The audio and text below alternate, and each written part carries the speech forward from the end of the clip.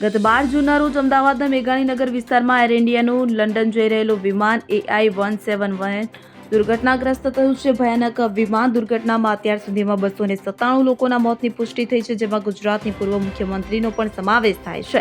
ત્યારે હાલમાં DNA sample match થયેલા મૃતદેહોને પરિવારજનોને સોંપવાની પ્રક્રિયા ચાલુ છે. આ દુઃખદ ઘટનામાં મૃત્યુ પામેલા 31 વ્યક્તિઓના ડીએનએ સેમ્પલની ઓળખ પ્રક્રિયા પૂર્ણ થઈ છે. અત્યાર સુધીમાં 12 મૃતદેહ તેમના પરિવારજનોને સોંપવામાં આવ્યા છે. પૂર્વ મુખ્યમંત્રી વિજય રૂપાણીનું ડીએનએ મેચ થયું છે. આ અંગે ગૃહ રાજ્યમંત્રી હર્ષસંઘવીએ સત્તાવાર જાહેરાત કરી છે. તેમનો મૃતદેહ આજે સાંજે પરિવારને સોંપવામાં આવશે. તેમના અંતિમ સંસ્કાર રાજકોટમાં કરવામાં આવશે. મળતી માહિતી મુજબ વિજય રૂપાણીની અંતિમ વિધિ આવતીકાલે રાજકોટ ખાતે થશે, તેમજ મંગળવારે રાજકોટ અને બુધવારે ગાંધીનગર સ્વ વિજય રૂપાણીની શોક સભા રખાશે. મળતી માહિતી અનુસાર મુખ્યમંત્રી ભૂપેન્દ્ર પટેલ, ગૃહ રાજ્યમંત્રી હર્ષસંઘવીએ ગાંધીનગરમાં વિજય રૂપાણીના નિવાસ સ્થાને પહોંચ્યા હતા. વિજય રૂપાણીની અંતિમ વિધિ રાજકોટ ખાતે સંપન્ન કરવામાં આવી છે. ત્યારે હવે ધીરે ધીરે તેમના નિવાસ સ્થાને તેઓના નેતા આવી રહ્યા છે.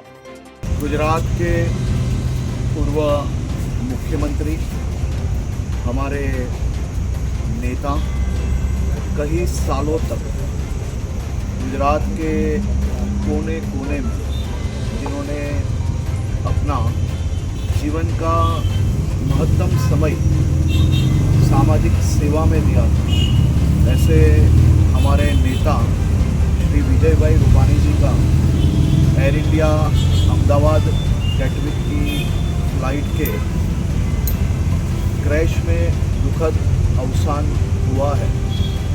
और ख़ास तौर पे आज सुबह करीबन 11:10 को उनका डीएनए मैच हुआ है।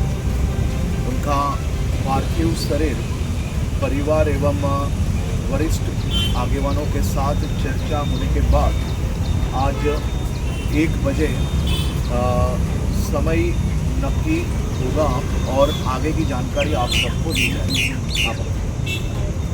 Bureau report CN24 news. હવે જુઓ દેશ દુનિયાની તમામ ખબરો તમારી આંગળીના ટેરવે.